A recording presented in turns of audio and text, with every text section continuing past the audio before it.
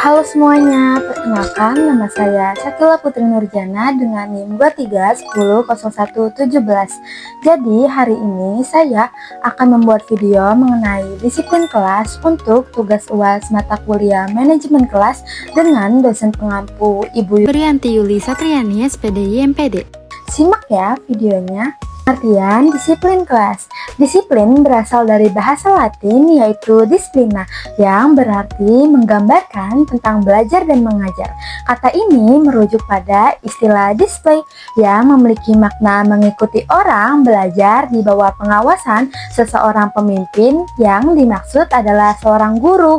Disiplin sendiri adalah proses arahan yang bertujuan untuk menanamkan bentuk perilaku tertentu, kebiasaan-kebiasaan tertentu, atau arahan yang membentuk anak dengan ciri-ciri tertentu. Selanjutnya ada pentingnya penanaman disiplin kelas bagi anak SD.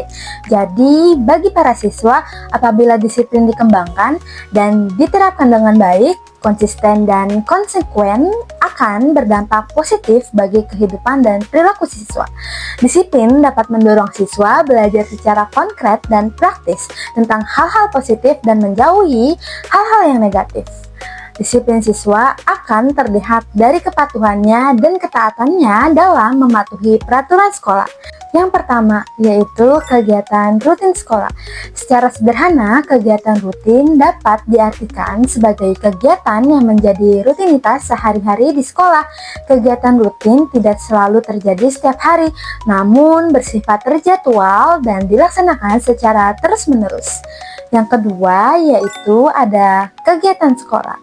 Kegiatan rutin di sekolah dalam rangka membiasakan peserta didik disiplin dapat dilaksanakan dengan berbagai cara. Program-program tersebut dibuat sekolah yang disesuaikan dengan kebutuhan sekolah dan dunia pendidikan. Selanjutnya ada hak, kebutuhan siswa, dan tampilan guru hubungan dengan disiplin. Siswa memiliki hak-hak yang harus dijamin di sekolah, seperti hak menyelesaikan pendidikan dengan baik, hak bebas dari diskriminasi, hak berekspresi, dan hak keluasan pribadi. Hak-hak ini harus dihormati dalam menerapkan disiplin agar tidak menimbulkan pelanggaran atau ketidakadilan. Guru juga harus memperhatikan hal-hal seperti yang pertama, hak siswa.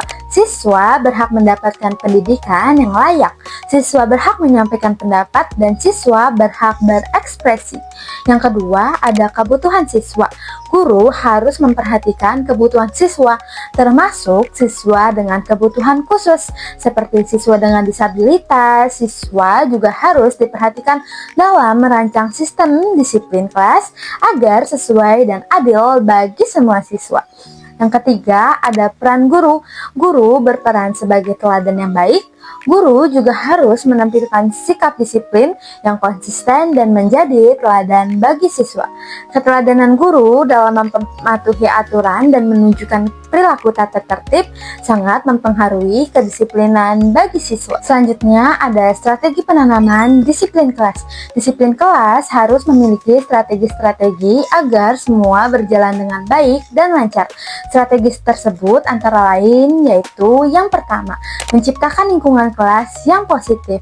Membuat suasana kelas yang nyaman, aman, dan mendukung adalah kunci agar semua siswa bisa belajar dengan baik. Yang kedua yaitu mendorong partisipasi aktif dan tanggung jawab pada siswa.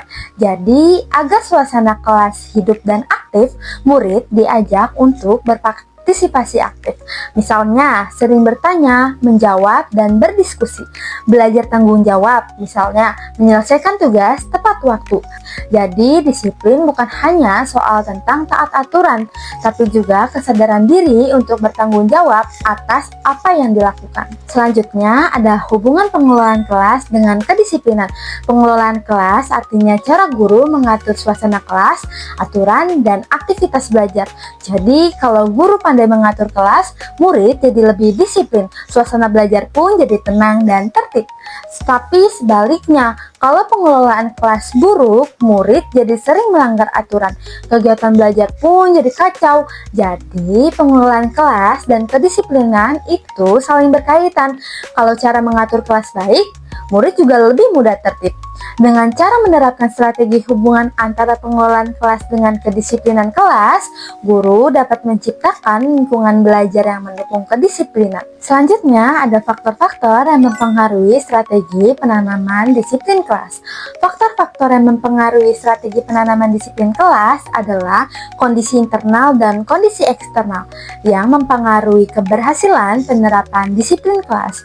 Faktor internal di dalamnya meliputi faktor fisiologis, yaitu berkaitan dengan kesehatan tubuh dan kebugaran jasmani. Selain faktor fisiologis, juga terdapat faktor psikologis, yaitu berkaitan dengan motivasi belajar dan kepercayaan diri pada siswa. Yang kedua, ada faktor eksternal. Faktor eksternal di dalamnya terdapat peran guru. Berikut adalah strategi-strategi penanaman disiplin kelas. Yang pertama, ada menegakkan aturan kelas yang jelas dan konsisten. Yang kedua, ada memberikan contoh atau teladan. Dan yang ketiga, menciptakan lingkungan kelas yang positif. Di kesimpulan dari materi disiplin kelas, yaitu disiplin kelas merupakan kunci terciptanya lingkungan belajar yang kondusif dan efektif. Guru berperan penting dalam menanamkan disiplin kelas melalui keteladanan, aturan yang konsisten, dan pendekatan yang sesuai dengan kebutuhan siswa. Terima kasih yang sudah menyimak. Sekian dari saya. Wassalamualaikum warahmatullahi wabarakatuh.